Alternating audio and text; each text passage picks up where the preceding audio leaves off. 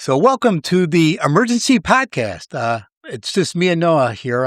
Matthew apparently was just too shocked by the news and he's still under sedation. A team of doctors has been laboring to contact Matthew all day. They've had no luck at all. So, Noah, have we had any of these before, an emergency podcast? No, I believe this is our first test of the emergency podcast system. What would warrant an emergency podcast? It would have to be something really big, like, I don't know, for example, just to pick something that we know could never happen. Like if somebody discovered the identity of the manicurist in A Night at the Opera. That would activate our emergency system. Let's go with that one, okay? Bells would begin ringing all over the country and the world, and we would automatically be shunted right into this kind of recording session. And this is a good test. Now we know if it ever happened, we'd be ready for it. Yes. Okay, so as many of you know, last night we seem to have found out the identity of the manicurist from A Night at the Opera, which has been bugging me for about 15 years now. I was in with my family watching the movies, the new Spider-Man film, and I came out of the movie, and while people were going to the bathroom, I looked at my phone and somebody had sent me a message saying, "Did you look at the latest Facebook post?" And I'm like, uh-oh, what's going on? Is somebody ripping me or ripping the Animal Crackers 3D or what's going on? And so I click over to Facebook and I see a headline, identified manicurist, or words to that effect. And I'm thinking to myself, yeah, I've heard this tune before. And then I scroll down and I started looking at these pictures, and voila! It by all indications, it appears to be her. Now, a lot of people are looking to me and us to be like the judges of this, whether this is official, whether this is the definitive answer. I mean, the only difference between us and you is that we have mics, so everybody's going to have to decide for themselves. But as far as I'm concerned, right. I think we found her, and we are lucky to have the man who behind this discovery, Mr. Bob Stryker. Do you mind if I call you Bob? Please, Bob. Call me Bob. So I've made it a point not to ask you these questions before we started because I want to hear it like everybody else does for the first time. So please tell us how you came about making this discovery. Okay, well, it's a very unsatisfying story in that I placed a recent picture that I had found, a very clear picture that I had found of the manicurist of frame capture that I thought was pretty sharp into the Ancestry.com face search. Wow. And the very first result was our manicurist.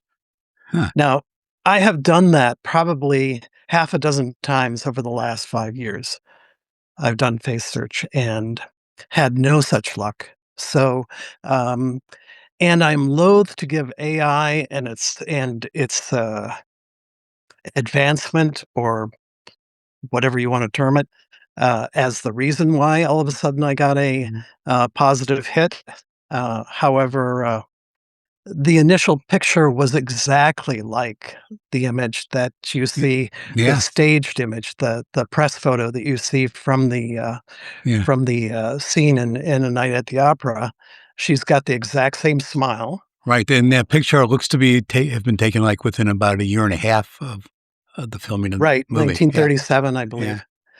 Yeah, so I was like, okay, this is off and on about 4 years' work that I've kind of dabbled in this, and I have chased some pretty wild hares across the fields and not caught anything. I did experience kind of a bit of a hit. I was watching a film called The Unguarded Hour, which was that's a Sam Wood film from 1937, and I'm pretty sure I identified the same actor in the background, and put that on the Facebook page, and people tended to agree with me on that. So, it wasn't the big Hollywood climax. It was something completely different. It was just, here it is. Here she is in all her glory. Her name is Jean Burt. She was a very successful Hollywood hairstylist. Uh, I believe she headed a department at Warner Brothers at one point, and she had quite the career. And to that, I say bravo. In that the pathway that I was chasing was looking more like, kind of a Hollywood, loss story, Mhm. with the Rose Costello. The a lot of people thought that Rose Costello was the number one, option as far as the manicurist went, and I did a lot of research into her life and actually quite fell in love with her story. Um, it's sort of a California noir story. Mhm. She married an absolute huckster in 1945 and divorced him about 15 years later.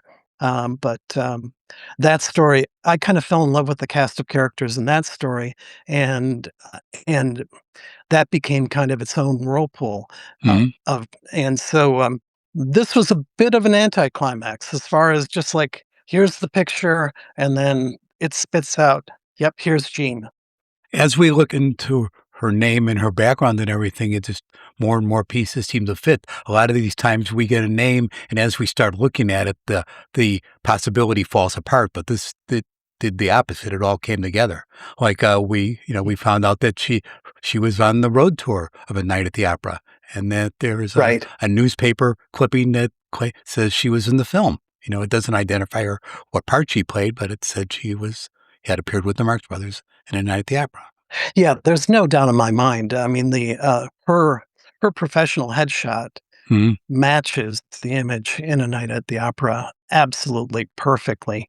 Um, I had been laboring under the assumption that the photos that we saw of Rose Costello from 1959 to 1961, they took some creativity, but, And some and this is alcohol. where yeah, well, So or AI for that mhm, matter. I mhm, I did some consulting on those images with mm, AI, and, mm, you know, this is why I retired.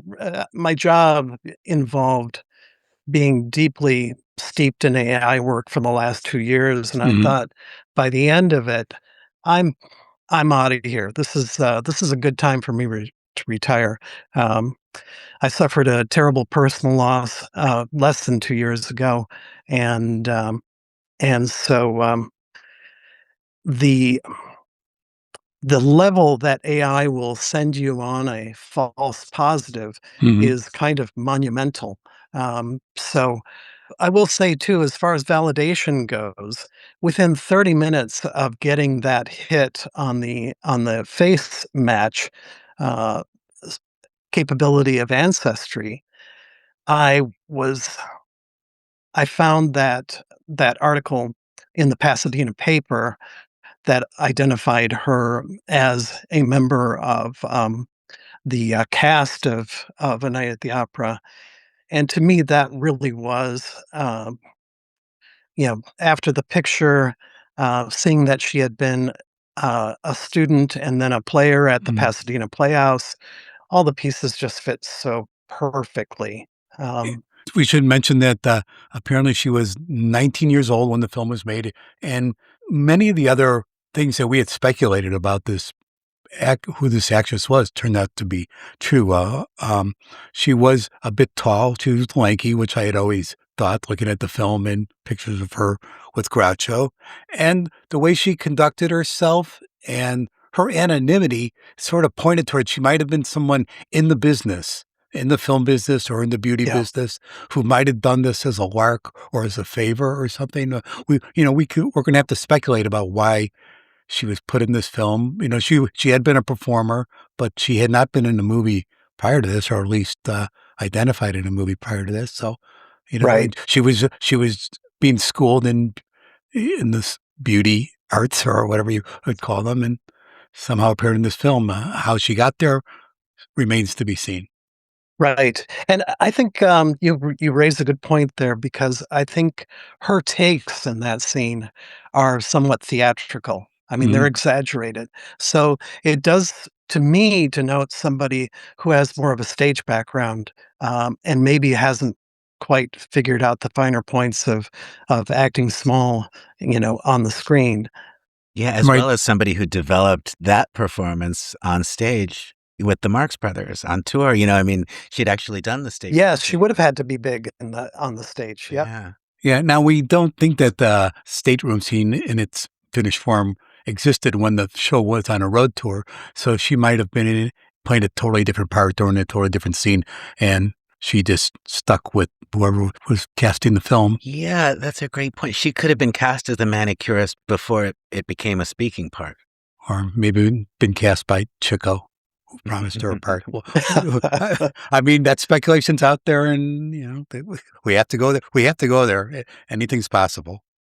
I wanted to say also, you mentioned about her long career in films doing makeup and hair and so forth. That is stretched all the way into the 70s, Rocky II, a lot of huge films.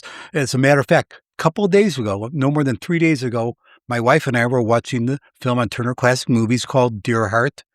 And when we were looking through Gene's filmography last night, we saw that the film Dear Heart was on it.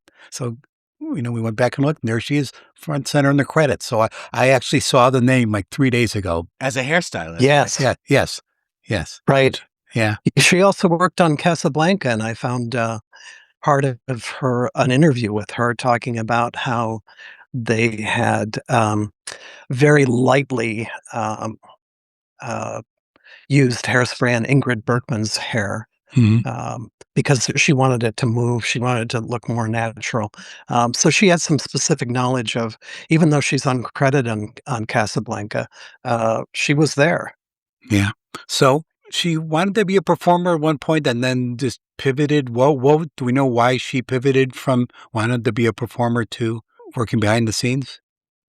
Yeah, I did see an article where she had, or maybe it was a post on the Facebook page about how she had counseled another sort of new performer into working behind the scenes. So it seems like that's something that she would have figured out quite quickly, Hmm. that there was probably more stability, maybe not as much glamour and excitement, but more stability in being one of those craftspeople Mm-hmm. behind the camera. And it certainly worked for her. She clearly had a talent for it. I also want to quickly mention that her certification as a beautician, uh, one of the things that really tickled me is Oh yeah, handwritten on the top eh, of the license are the two words "also manicurist," yeah. which just, you know, for our purposes is pretty special. I wonder if that's on her Uh, tombstone. She passed away in 1981 at the age of 65. But before she did, she apparently was a mentor to one of the leading hair and makeup artists of the modern era, a woman named Bonnie Clevering, who is still around, and I've been trying to get in touch with her to see whether we could talk to her and get some information. Even if she doesn't have any info about Jean's time with the Marxists, maybe we could learn more about her. She didn't have a family or any siblings that we know about. She was married twice. Well, her first marriage ended when her husband passed away after a couple of years. And then in 1949, she remarried a film editor by the name of Thomas Riley. And they stayed married until he passed away in 1970. And then she passed away in 1981. Obviously, she had a very full career and made a huge impression and clearly loved her profession. Mhm. But quite an early exit for someone, in the 1970s, 80s. It's amazing how the answers to these things can hide in plain sight. I think Scott Ratner Yes. commented on the post, and we should say any of our listeners who want to see for themselves firsthand how we all got this joyous news in the Marx Brothers Council group on Facebook. You can find Robert Stryker's post, which is, I'm sure, destined to become one of the most Yeah. popular posts in the history of the council. Yeah, we should let's pin that I thing. was a little Yeah, shocked pin by it. that. It's right there, and you can see the photograph that we're talking about and all these findings. But in the Yeah, no, I think we comments, should have a separate section on the blog where we keep all the stuff for people who Yeah. might not be on the Facebook group. We'll certainly put it there Yeah. too. Yeah. But in the comments on that post in the Facebook group, Scott Ratner makes a comment about how once you know what her name is, you can learn so much about her. I mean, once you know what you're looking for. And it's amazing how high profile a person the manicurist turns out to be. Is it true that Robert De Niro thanked her in his Oscar speech? I mean, that's so Correct. not an obscure person who no one's Yeah. ever heard of, thanked on stage by De Niro when he won the Oscar. And I think maybe part of that's a function that she did not have, family. Kitty Carlisle famously said A Night at the Opera was her descendants' favorite credit for her. Hmm. And to her, it was just another sort of wacky adventure at MGM. And so she doesn't have that sort of feedback loop that a family would give you. Hmm. Um, and it's quite possible she just sort of like, oh, that was kind of my entry point into Hollywood, and I had this fabulous career as a hairdresser after that. This is purely speculative, but sometimes people might be embarrassed by their early attempts to be performers when they wound up having other careers.